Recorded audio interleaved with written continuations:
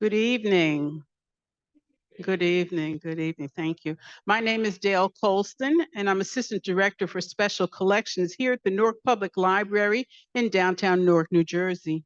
On behalf of our Director, Christian Zabriskie, and Board of Trustees President Dr. Lauren Wells, we thank you all for joining us this evening. I would like to acknowledge the traditional, ancestral, and unceded territory of the Munsee Lenape First Nations on which we are learning and gathering today. Once again, we are delighted to partner with the Newark History Society and the New Jersey Performing Arts Center, NJPAC, for tonight's program. We appreciate your continued support of all three Newark institutions. Last August, when our presenter, Mr. Tom Kingdon, was conducting research here at the library, the New Jersey room was undergoing renovation. And if you have not had a chance to as yet visit the New Jersey room, it's beautiful, it's new, so please visit my colleagues there. Since that space was closed to the public, we happily welcomed Mr. Kingdon into the James Brown African American Room office to work alongside our staff.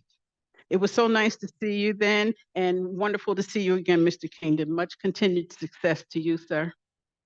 And now I'd like to bring up Daniela Fonseca from NJPAC. Thank you.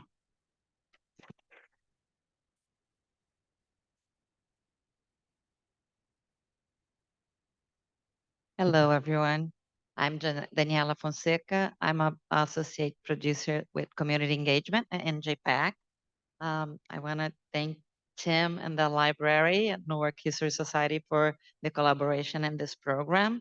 Welcome, Tom Kingdon. I look forward to your presentation and to learning more about Dr. Kingdon and its impact in New York and Newark Academy institutions and in Newark in general. I'd like to let you guys know that we also have a program on April 21st at NJPAC called History That Doesn't Suck. And it's with Professor Greg Jackson. Will be at 2 p.m. It's a Sunday. And he'll be exploring the first 100 years of U.S. history. So welcome everybody to come. Thank you. And now Tim Crest from Newark History Society. Thank you.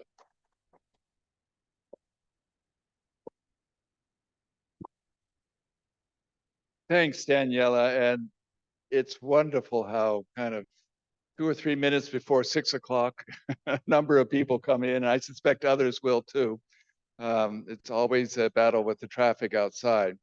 Do feel free to get some food as our presenter starts, or wait till afterwards.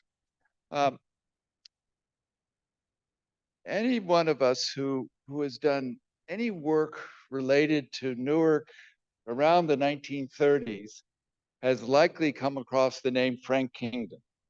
I know Linda Forgosh and her work on Louis Bamberger has, when I did a little work on Beatrice Windsor that William Peniston asked me to do. Certainly this kind of giant on the Newark scene, Frank Kingdon, kept showing up. And I was absolutely delighted last summer, I guess it was, to go into the New Jersey room and to be introduced to Tom Kingdon, Frank Kingdon's son, who is working on a project about his father. And I asked him if he would be willing to share his research and to tell his story about Frank Kingdon, the president of Dana College, the one who brought together the University of Newark, who in the first honorary degrees honored Louis Bamberger and Beatrice Windsor, and loomed large in Newark of the 1930s. So Tom is a professor emeritus at Emerson University in Boston, a longtime film and TV producer. And Tom, we are absolutely delighted that you are joining us tonight to tell us more about Dr. Frank Kingdon in Newark, 1928 to 1940. Tom?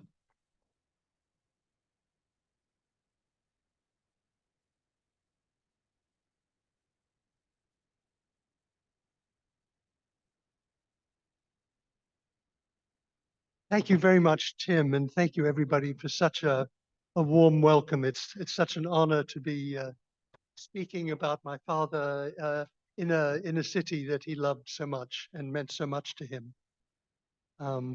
Thank you, Tim. Thank you, the previous speakers. Thank you, the Newark Historical Society, the NJPAC.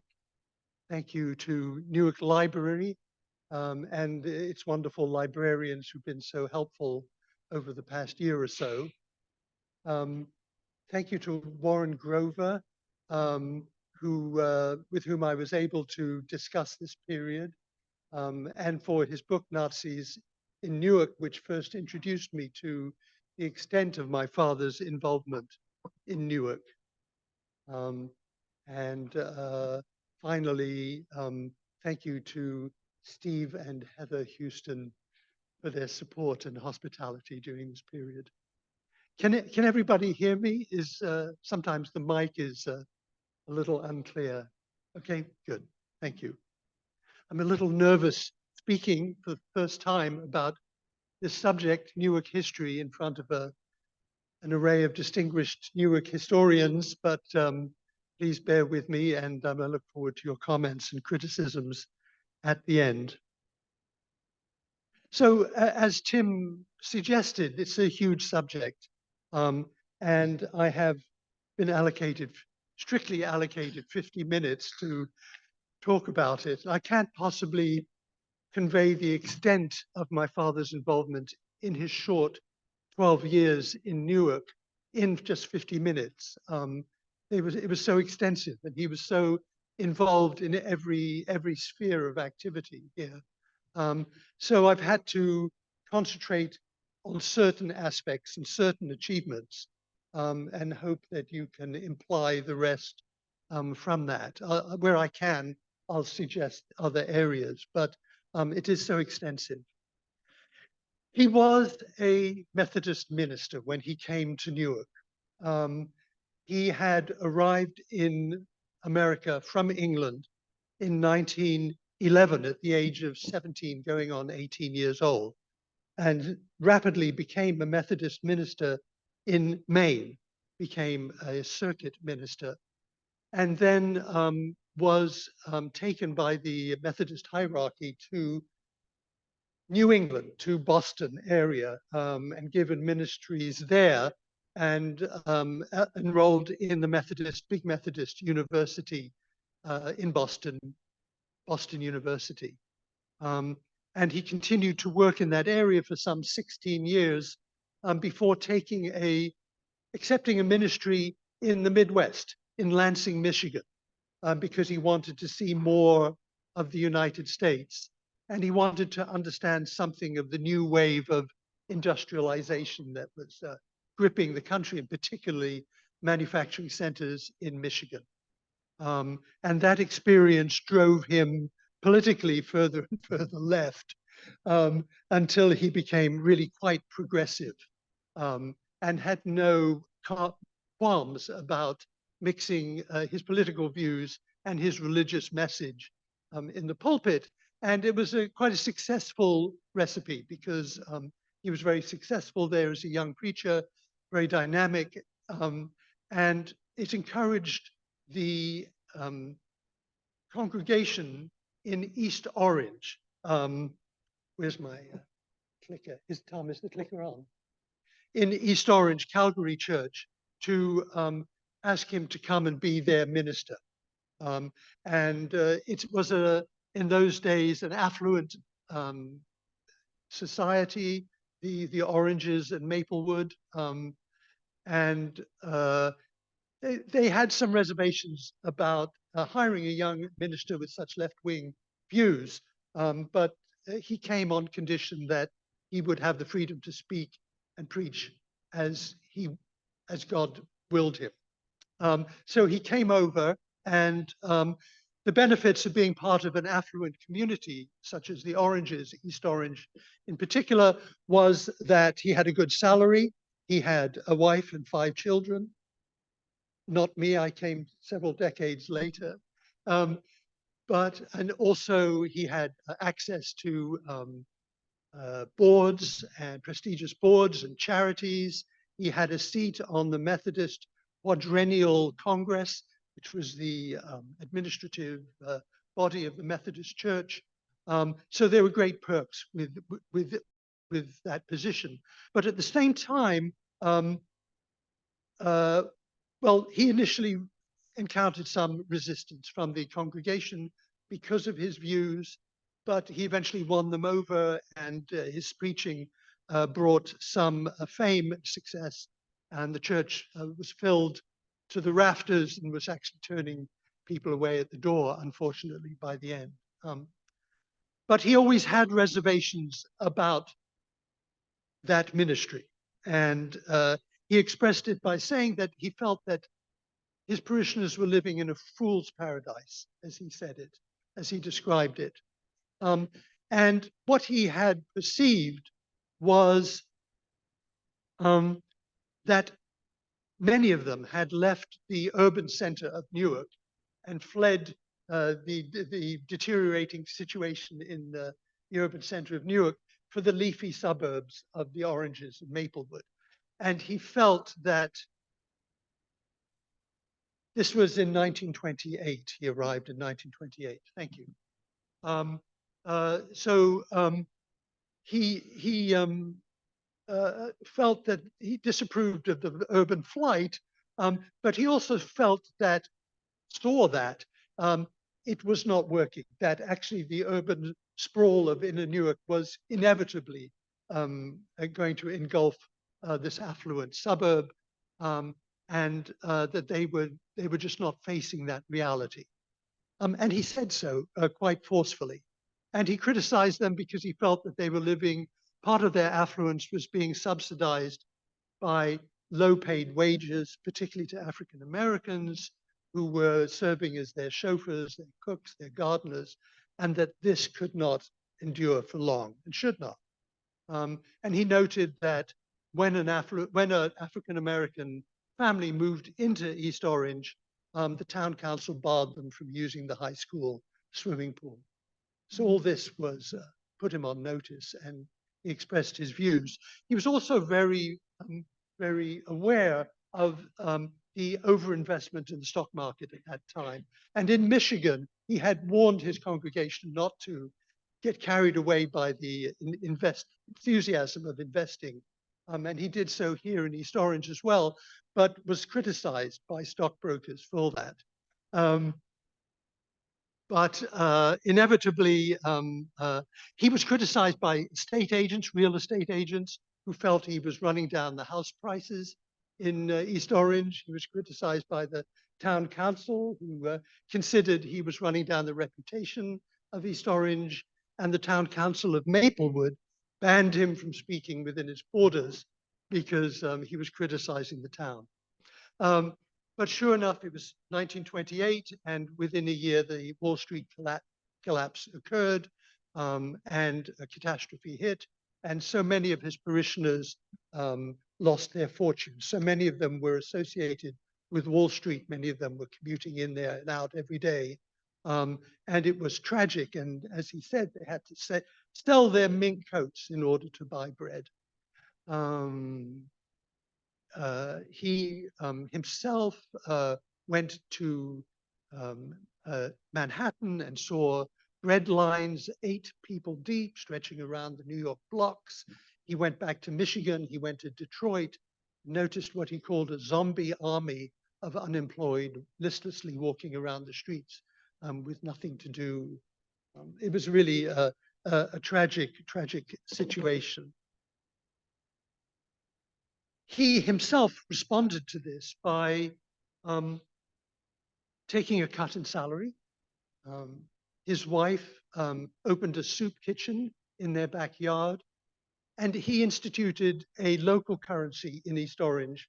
These local currencies are often referred to as scrip, S-C-R-I-P, and they're kind of currency vouchers that are given to individuals who do good works for the town. So people who are painting fences, sweeping roads, helping with construction projects, and so forth. And that they could then present these at the local shops for goods and particularly for food. So, you know, he did that. He did what he could locally.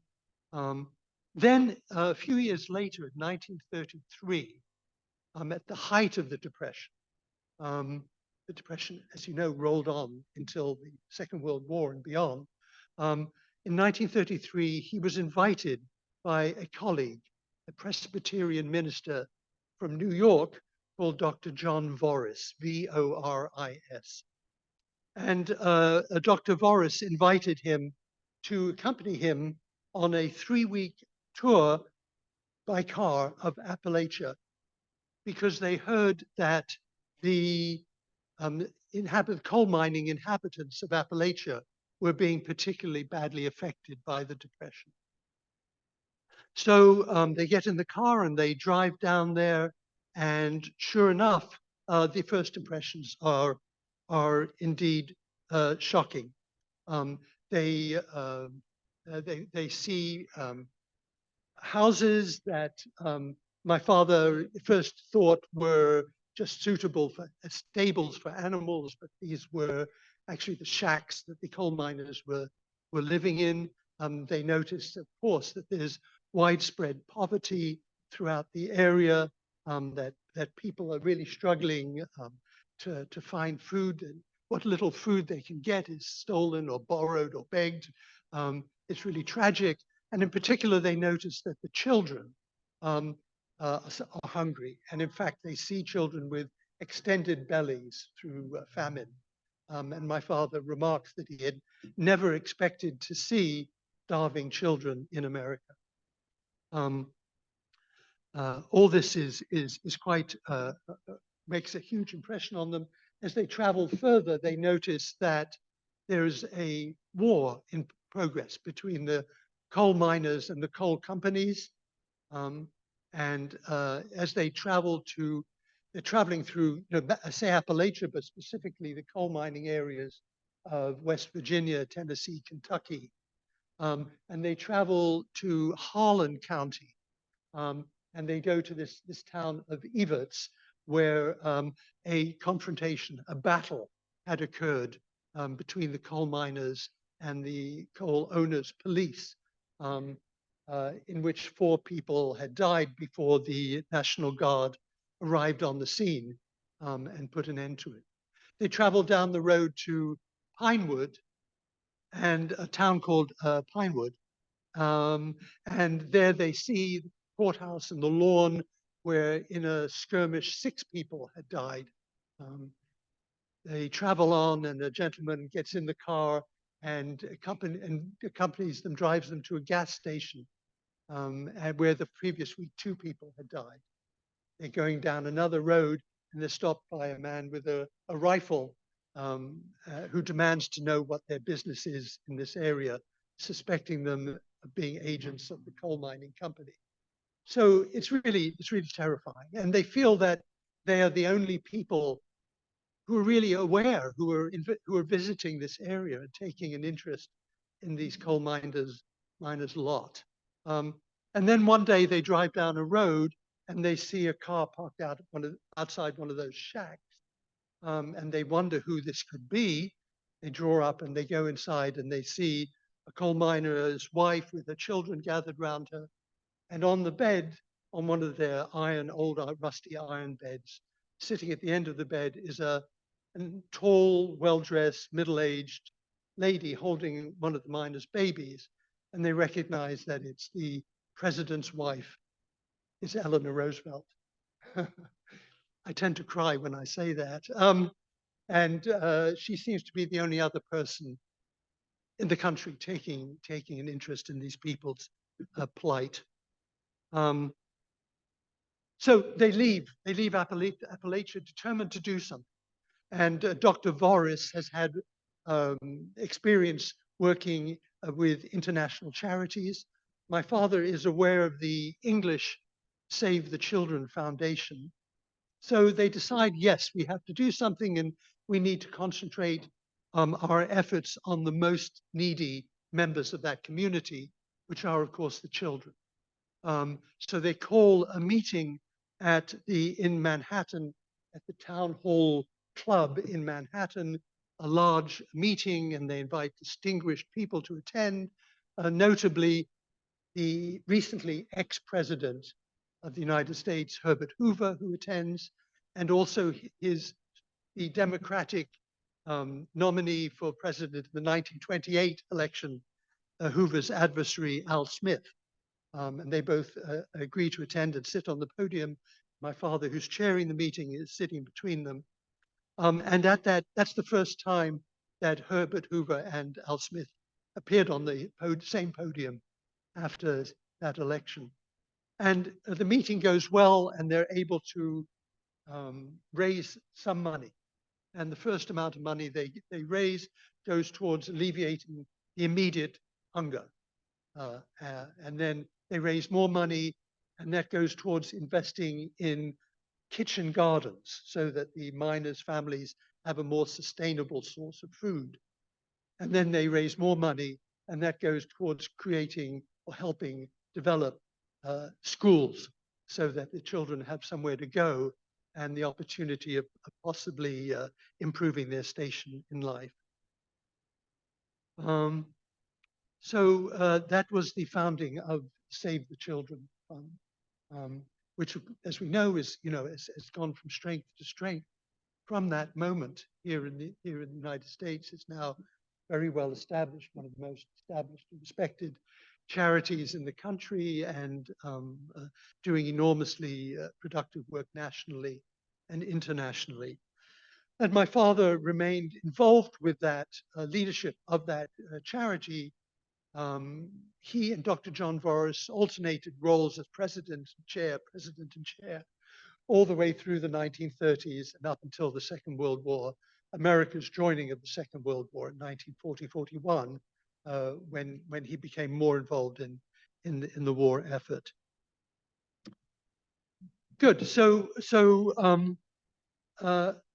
moving on a little bit, this was the year 1933 when that happened. At this period, my father was becoming increasingly disillusioned with the established church. He felt that it was overly preoccupied with internal political advancement. He felt that it was overly concerned with money and its finances. And he felt that it was not really practicing his form of Christianity, which was the social gospel, which was helping the poor and underprivileged. So he resigned. He resigned in 1934. He still remained a minister with a license as a minister, but he was kind of freelance. He was no longer part of the established church. So I'm going to talk a little bit about his first initiative, and Tim has already referred to this, which is the first thing he did coming out of the ministry, which was to become involved in higher education in Newark. So here he is. He's leaving the church, but he's still a young man. He's still 40 years old only. Seems young to me, and he has all this passion for the church. He's still imbued with the values of the church, and he's articulated and written books about the positivist spirit of society and how it's the human duty for humanity to progress by working together. He has all these ideals, and he's now released from the church, but he focuses them now more solidly on society in general and Newark in particular. And he brings that enthusiasm and energy to his work in Newark and seeing what he can do to help. And the situation well, he said at the time, looking at the higher education situation in Newark, here we have the last great metropolitan area in America without its own college. So I move on now. So without its own college. So the higher education landscape in Newark at this period was very fractured, to say the least. There was a higher education entrepreneur called Richard D. Courier. Mr. Courier had, I think in 1908, founded the New Jersey Law School. The New Jersey Law School went from strength to strength. It was graduating hundreds of apparently lawyers every year, and was by far the biggest law school in New Jersey, and was for Mr. Courier a cash cow. And then in 1928, he was rather surprised to learn that he was now required to have it accredited, and that the accrediting body said that the lawyers had to learn something else as well as law. They needed to have a liberal arts education. So Mr. Courier created a liberal arts college in 1930 called Dana College. Yes, Dana College, named after John Carson Dana, chief librarian, founder, director of the museum, major cultural figure, obviously. And but at the same time, he also created a business school called the Seth Boyden Business School, named after the 19th century distinguished inventor. And so he now had these three institutions: the law school, Dana College, and the business school, Seth Boyden. But there were other institutions here as well, competing institutions. The Newark Institute of Arts, under the direction of the New York University, NYU, was offering liberal arts courses. There was another competing law school called Mercer Beasley Law School, more recently established. There were a variety of other institutions and agencies offering courses, notably Rutgers, which was offering a series of evening courses in the liberal arts. So it was a very open and very confused and unintegrated and competing and disparate and overlapping landscape. And then something happened to change it. And that was that Courier merged the NJLS with his business school, the Seth Boyden School of Business. This merger left his third institution, Dana College, out of the mix, and the faculty at the college began to worry about their futures as not being part of this integrated institution. And they asked my father, who was on the verge of leaving the ministry, to be their spokesman in negotiations or dialogue with Courier. So my father agreed, and then he entered the debate and the higher educational scene at that point. His position was strengthened by his great friend and ally and colleague and mentor, Beatrice Windsor, who obviously, as you know, took over the library and the directorship of the museum and was herself a major cultural figure by this time. And she helped organize for him, used her influence to have him promoted to the board of Dana College, so he could negotiate with Courier from a position of relative strength. And he found himself negotiating with Courier's lawyer, Theodore Sorg, S-O-R-G. And negotiating with Theodore Sorg was difficult. He was an expert at obstructionist tactics, and things seemed to get nowhere. So when summer arrived, they decided to take a break, and my father traveled to England to see his aging mother, to offer some classes in Edinburgh, some lectures in Edinburgh. And on the transatlantic liner en route to Europe, who should he encounter but Theodore Sorg, also on his way to Europe. And amazingly, they start talking, and the mid-Atlantic, 100 miles, hundreds of miles from Newark, and the negotiating table, they discover that they have interests in common. And so they have quite a fine time discussing life and politics and law and the law on the way over. And when they get back, this shifts the equation slightly. And John D. Courier agrees to resign as president of Dana College and my father assumes the presidency and becomes president of this small liberal arts college. And the faculty are happy because they now feel at least they have someone as president who has their best interests at heart. But my father stands back and from that position and looks at the greater situation, landscape in Newark, and realizes that really it's far from ideal, and that something needs to happen. There had been one other change, excuse me, during the interim. There had been one other change, and that is that the Newark Institute of Art had merged with Mercer Beasley Law School, and they called that new entity Newark University, the first use of the name, although it was far too small to be a university, really, and not representative. But there's the first use of the name. So my father invites all the institutions and their representatives to the table to discuss creating a greater and more unified higher education institution, a true Newark University. And everybody agrees to attend these talks, which was positive. But then it soon becomes clear that there are two sides to these two camps in these talks. The discussions divide into two camps. And one is the camp of Richard D. Courier and his three entities, because he still owns Dana College and very much in charge of the NJLS and the business school. And Richard D. Courier is very good at making liberal and positive statements about the need to integrate and serve the community by forming a higher educational body.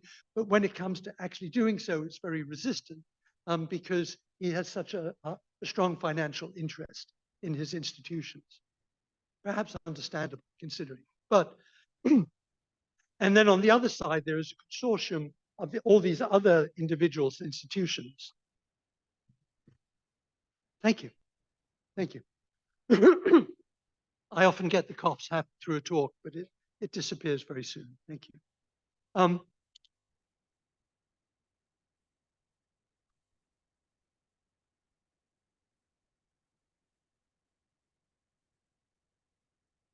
So on the other hand, there is my father representing this other consortium of interests in educational bodies.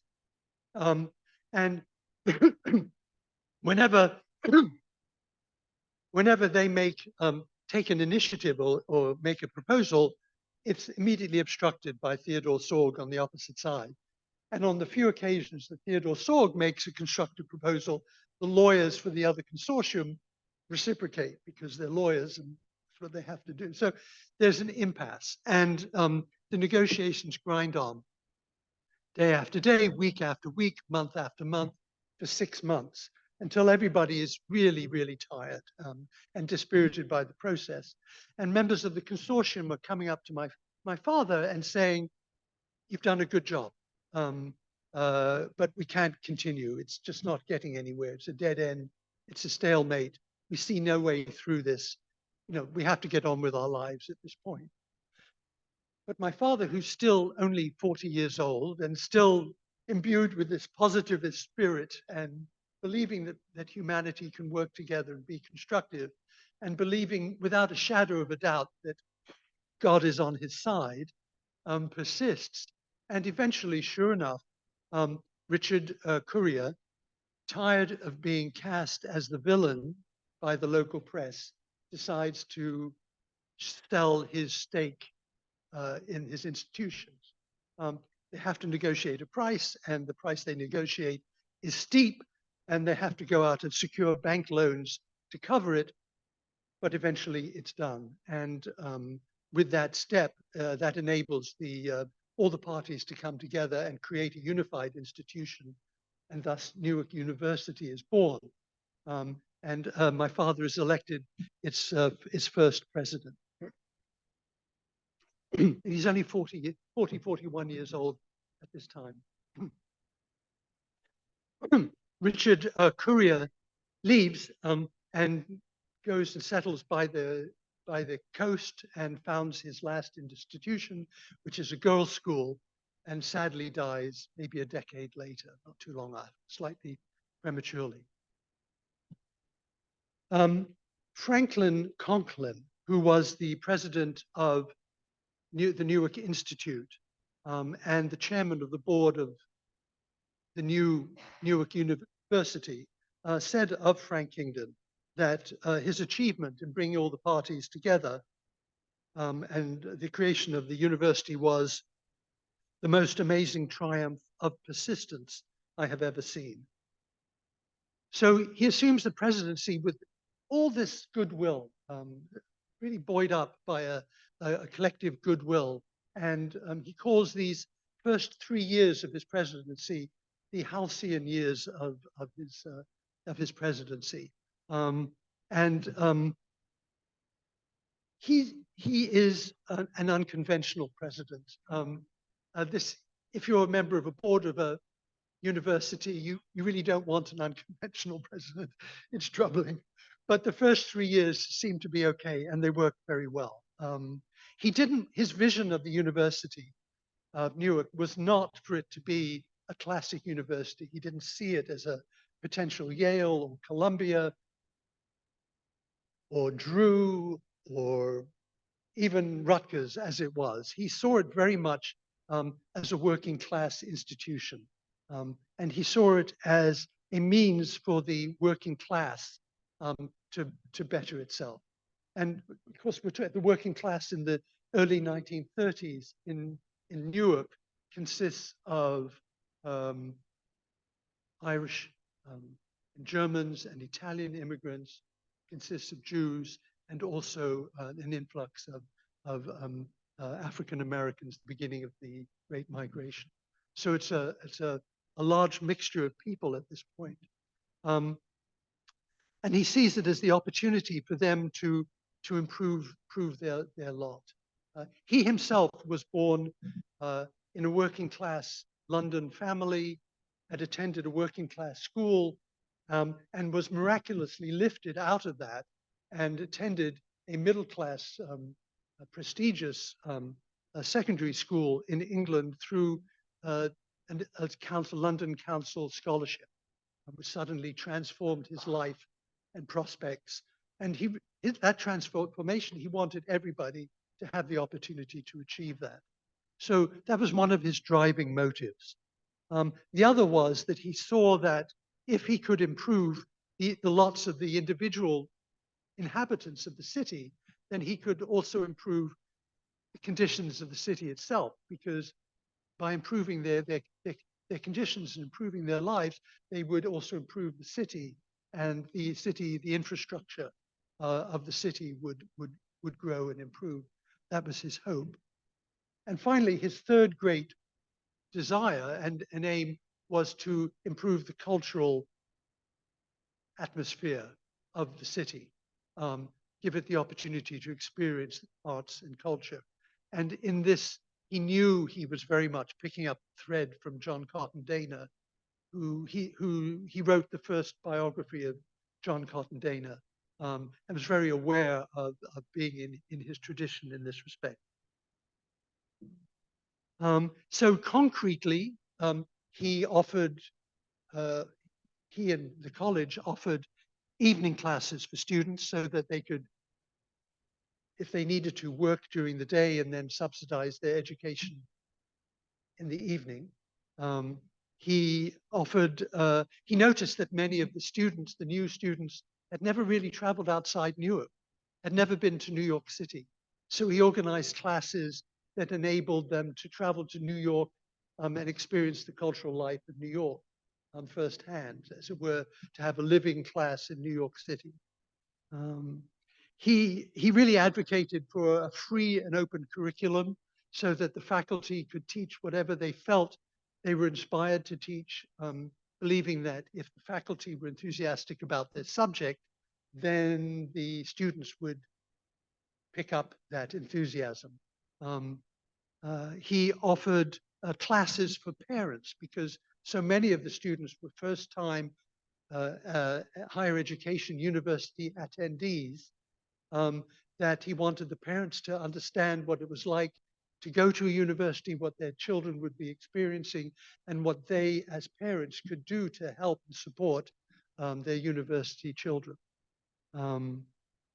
He also created a research institute.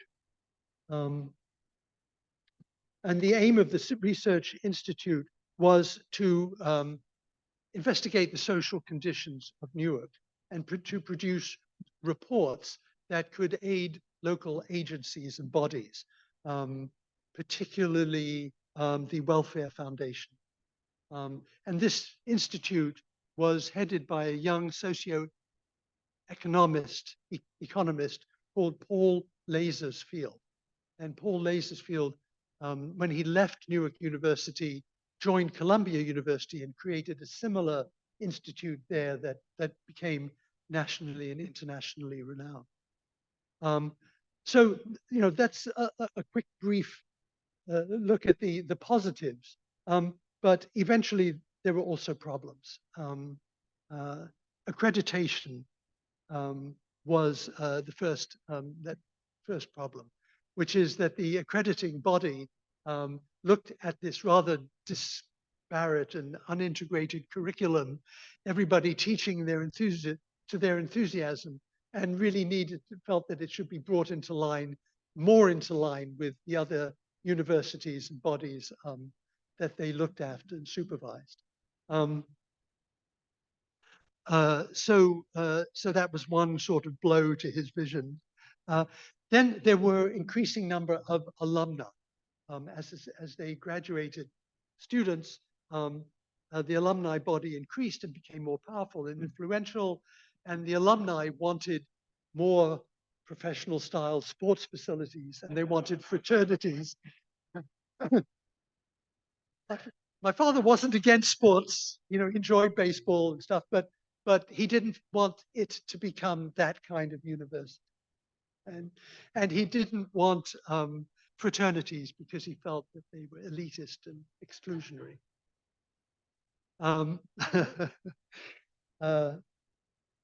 Then there were the interest payments on the loan they had to take out to meet a courier's fee, charge.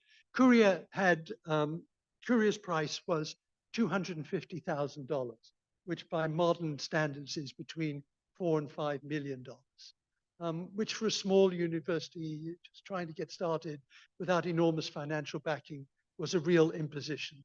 And it had concrete effects all over the place. And one of the concrete effects, sadly, was that it meant that it had to offer higher tuition fees than it wanted to. And this was one of the things that was said about the university, is that it had all the right desires and projects, but that the fee was relatively high. And sadly, this was the reason why.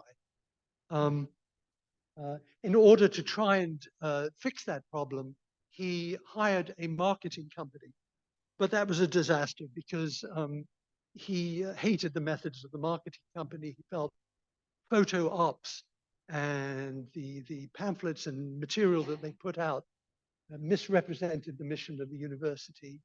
And he also hated the way marketing companies monetize one's private contacts and turn them into sources of income. So he was disillusioned with that. And then there was sort of increasing tension with the Board of Governors. They always remained amicable. They were always respectful and grateful to him, but there was a certain amount of tension because he used his position as president to advocate for certain progressive ideas in the community, and not everybody was on board with that. Frank Hague disliked what he was doing and took against the university, and one of Frank Hague's agents in Newark at the time, Catholic priest called Father Toohey, the Newark's own Father Coughlin, accused the university of being communist, of course. And so my father and other administrators and members of the board had to spend an enormous amount of time defending themselves against those charges. While we're talking about the financial problems, I should also mention that the university was very, very beholden to certain individuals for helping them to get through that period. One was Louis Bamberger, who offered the university loans from time to time to help them meet their financial responsibilities, and also Beatrice Windsor, who made thousands of volumes available to the students, and thereby save the students and the college a substantial amount of money. I think the straw that broke the board's back was my father's desire to create an institute of human resources. He looked at the prevailing state of human relations. He looked at the prevailing state of human relations in the nation and saw that the nation was in terrible shape. It was falling apart in all sorts of ways during the 30s, in terms of class, in terms of financial disparity, in terms of isolationists versus interventionists. At all levels, there seemed to be enmity. As Warren pointed out, there was this huge, even within Newark, there was a civic strife. And then mirrored on the international scale, where the war had been declared and the whole world seemed to be falling apart. And his idea was to form an institute of human relations that would call upon the whole range of the liberal arts, the sociologists, the anthropologists, the economists, the historians, geographers, philosophers, and bring them all around the table and see if there was some way, some science they could evolve that would improve this science of humans living together. What can we do psychologically, sociologically? What programs can we create that will enhance this ability of humans to get on amicably with each other?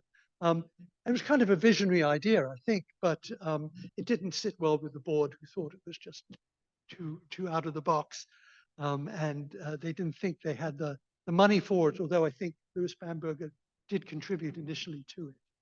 And then I think that my father's final misjudgment was to hire as the head of this proposed institute a man with very progressive views and who had been thrown out of Yale by the board there for expressing progressive views. And the board wouldn't, the board of Newark University was just too much for them. So they agreed at this point to part amicably, and this was in 1940. My father they offered my father a year's leave of absence, study leave. But it was agreed that at the end of the year, he wouldn't come back, which was happy. He was happy with that. They were, on the whole, very amicable, respectful of each other. And he devoted that year to furthering the cause of democracy. And we'll see the results of that in a second. Good. Okay, I'm beginning to run out of time. I should just say that, add that he remained a part of the board of Newark University, and after the war was one of those most strongly advocating for the merger with Rutgers, because he saw it as an opportunity to bring higher education to a wider group of people from all classes. Was a huge advocate for that merger. Good. Okay, so I know I'm running out of time, so I just want to briefly, if I may, just mention a couple of other achievements and events. As I've said, and Tim has indicated, he was involved in all areas of Newark life: political, charitable, religious, cultural, deeply, deeply involved in all of those. During 1936 and 1937, he became increasingly concerned about the rise of fascism spreading internationally and within America. And he was just as passionate about poverty and social injustice. His public comments at this period took on a new urgency because he felt that we were really running out of time for some of these issues. and really typical of his utterances of this time. I'm trying to, was this. This is just a quote, but there was many quotes I could give you, but I'll give you this as a typical quote. I am getting tired these days of hearing that hackneyed saying, we are in danger of pauperizing the poor, and that many of those out of work are simply lazy and idle. What are you talking about? Don't sit in your hypocritical chairs and declare that these millions are sponges, unless you have gone down into their misery and know what you are talking about. Would that professing Christians might catch some of the compassion of Jesus. The typical utterance of the time. So it's not surprising, I think, that the Churchman, one of the Methodist journals of the time, said in one of its editorials that Frank Kingdon, president of Newark University, is in the line of the prophets. Very grateful for them for providing the title of this evening's talk. The following is, here is an incomplete, not really showing up on my slide, the way it's transferred. There are many more items to add to this list. This is an incomplete list of the charity that he was involved in 1937. And it's a partial list because this is all I've been able to pick up from the newspapers and stuff. But there are at least a dozen more at the bottom of that. And I've underlined some of those that are particularly involved, pertinent to social work and to Newark in particular. But then at the bottom, there's a line drawn. And under that line, see if it comes across. No. Under that line is a number of charities that are involved with resettling and aiding foreign refugees, international aid work. So just to pick up on those two themes very briefly, he was a member, he chaired the Newark Welfare Council, which was the body coordinating the city's welfare work in 1935 and 1936. And he also chaired his offspring, the Welfare Federation, for 3 years, 1935 to 1937, and organized the annual Community Chest Drive.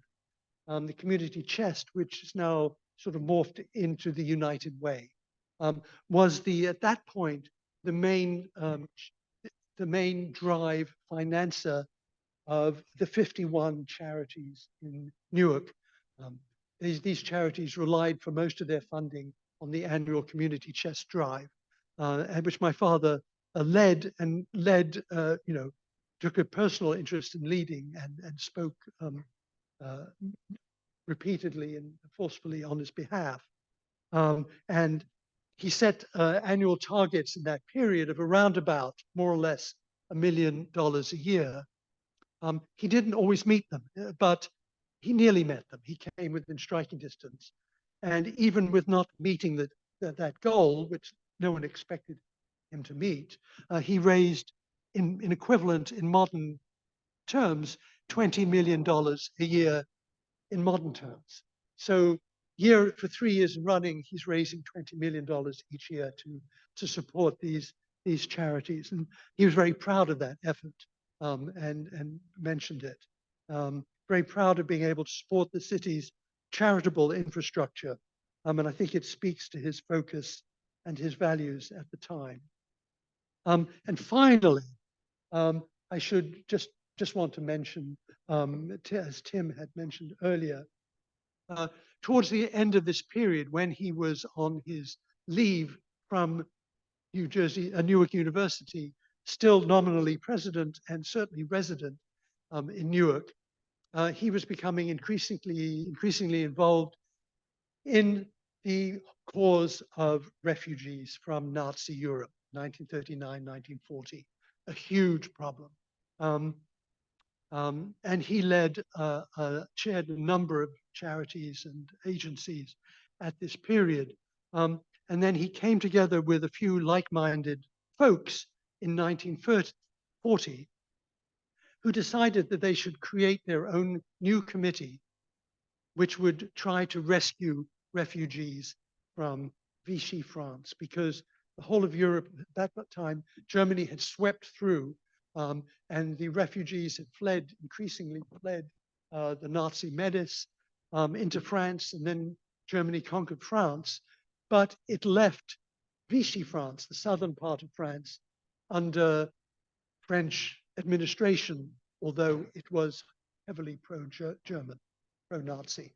So all these refugees flee to find their way to Vichy France and find their way to Marseille, where thousands of them are congregating, desperately trying to find a way out. And this committee is formed to try and help those people. They have a meeting and they create the committee, and my father is elected chair of this committee, the Emergency Rescue Committee. And he chooses a young journalist editor named Varian Fry to be its agent in Marseille. And they send Varian Fry across to Marseille. And I'm sure most of you will recognize that name, because he becomes, synonymous with the American rescue effort, the most dynamic rescue agent of the period, highly honored post-war. And it was, by all accounts, a very, very successful operation. He himself exceeds the requirement that the committee placed upon him, and rescued well over 1,000, in the region of 1,200 or more refugees from Marseille, and exports them via Casablanca, but also Portugal, Porto, to the United States, where my father, who's desperately trying to raise money to support this effort and to rehouse this inundation of refugees, many more than they had ever calculated would come across. To be utterly truthful, there was, as a result, tension between my father and Varian Fry, which is absolutely fascinating. I would love to go into, but time prohibits it. But I think the point is that between them, they're both working at their utmost to address this problem. They did achieve this remarkable result, which stands as one of the America's great testament at that time, when America was accused of abandoning the Jews. One of the few committees and agencies that can stand up, we can be proud of. So there we have a picture of my father, inadequate as it is, moving from his parochial concerns as a Methodist minister, eventually helping to co-creating the Save the Children Fund, moving into Newark society, and with urban and statewide concerns with the university. And then at the end of this period, starting to move into international affairs and prominence, which is good for him, all very good for him. But I feel that he was just responding to the situation of the nation and Newark itself, which was at that period in an era of rapid and unwelcome and challenging transformation. Thank you very much for your time. Yes.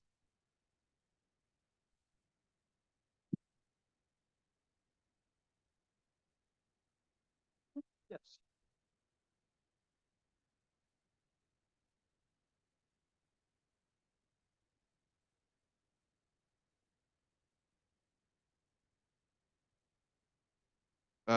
We had about 3,000 people following on the Zoom side. So I will try to go from in person to Zoom if there are sufficient questions. Are there any questions here?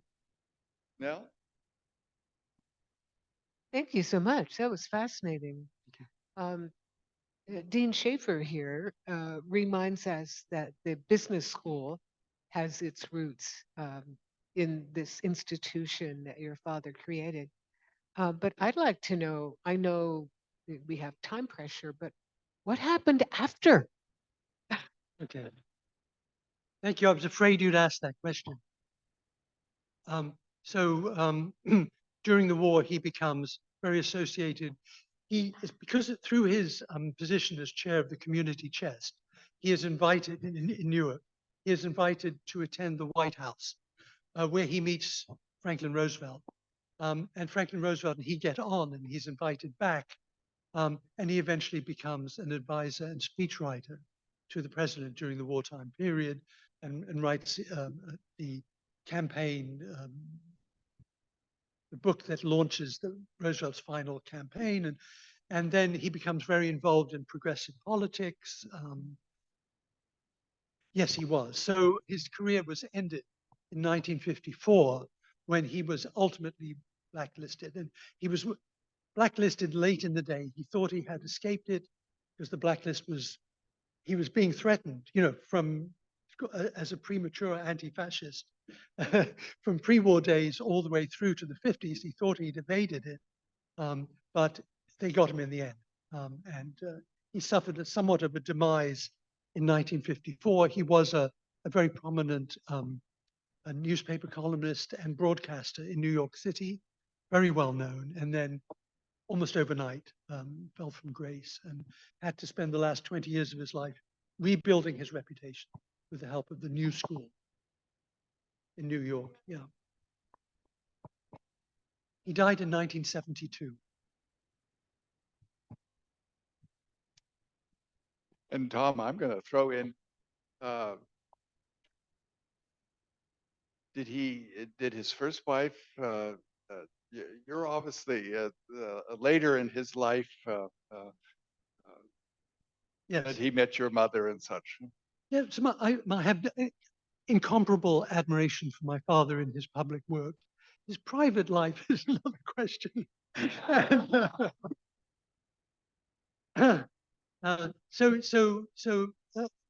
He divorced his first wife. Eventually, they remained friends, and then he met my mother, who was some 27 years younger than him, in the late 1940s, and the rest is history.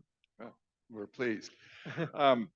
I managed to hit a wrong button on my phone, and I lost Gail Momgreen's question online. Daniela, do you still have it? It's a question about how many of the students were from Newark. Gail, who's a very active member of our society, Yes. and you may have met her because she heads our Newark Archives project, asked, do you know what percentage of Newark University students came from Newark, and how many were women? And did the university have any relationship with the well-established Newark Normal School, which is now Kane University? Which is now Kane University. Kane University. The teachers. Okay, thank you, Gail. Gail. Hi, thank you very much for your question.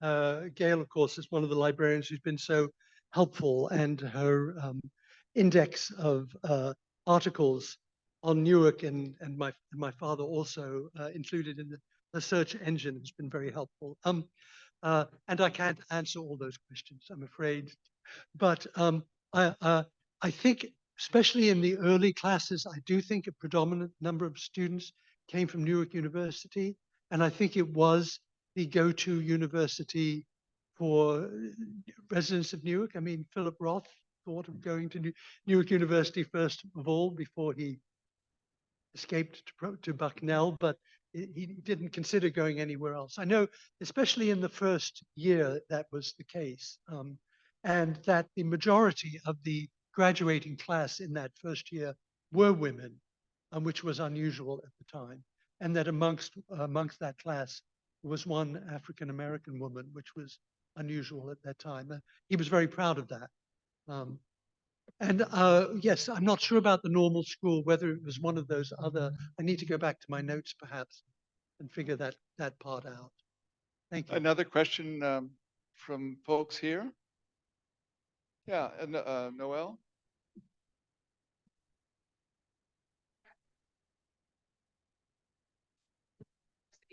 In Greenwich Village. And so I see a lot of parallels here, with the new school and, our graduate department, which was formerly known as the University in Exile. Yes. which became the new school. So I don't know if you spoke about it earlier, but was he involved in any way with the folks who developed the new school in Manhattan, or was he in conversation? Because the University in Exile actually received Jewish professors through the Columbia program, and that's how they developed. So I was just kind of curious if you found any connections to the new school in New York.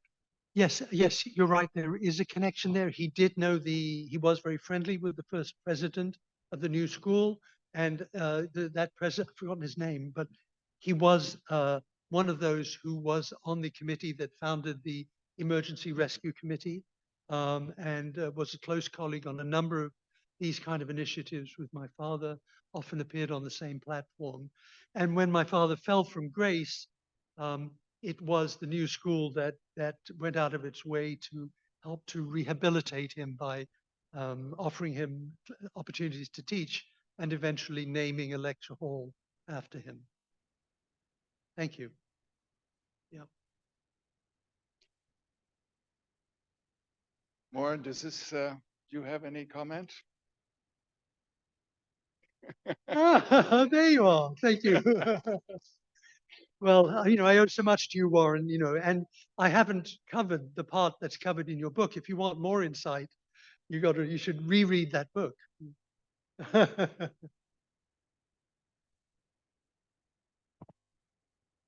wife? Mentioned anything about your father's speaking, which seemed to me such a part of his character. It is his ability as a speaker. Yes, in an era when public speaking was highly valued, he was well known as a public speaker and was an early broadcaster. His religious broadcast. He was broadcasting, started in 1924 in Lansing, Michigan, broadcasting his sermon, which was religious for the first half and then became social in the second half. Was very popular. So he was an early religious broadcaster. But as you can see from the first slide, he became a professional broadcaster and very well known to that, and became all the causes he then became involved with in the 1940s, political causes, the Third Party, the Progressive Party, raising funds for the creation of State of Israel, many of these issues. He was speaking publicly at Madison Square Garden weekly, almost weekly, and especially in rallies at that period, interventionist rallies advocating support for the Allies after the German invasion of Europe, and mass rally. So, and then when I looked at his FBI file, it said at one point, America's greatest public speaker. I don't know if the FBI file is an authority. Probably it is. Any other questions? Glenn? Can you say anything about the fellow that he hired to head his institute that the board didn't like? Yes, I haven't. His name escapes me. I can certainly look it up and send you more information on that. It's just a name that I forgot. But it was an interesting choice, and he had burnt his boats. He burnt his bridges with Yale University. I'd be happy to follow that up because it's in my notes at home. Yeah, thank you. Helen, did you have a question? Yes. I have a biography. I'm kind of 3/4 of the way through. I'm concerned about publication of that because I'm being from agents and people. I'm being told that we know about that history, but unless it's a really major figure, like Roosevelt or something, we're not going to be interested in publishing that. So I may have to take another avenue into the subject. Maybe Rutgers University Press. Yeah. Yeah. Yep, thank you. Thank you for that suggestion. You're not a representative from No. Rutgers.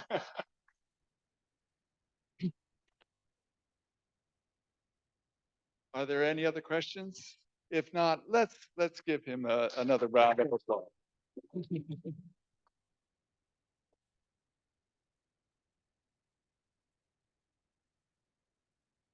Thank you very much. And please take advantage of the sandwiches and food that's over there. And if you are not on the Newark History Society mailing list and would like to be, please see me. I'll give you a card. Otherwise, we will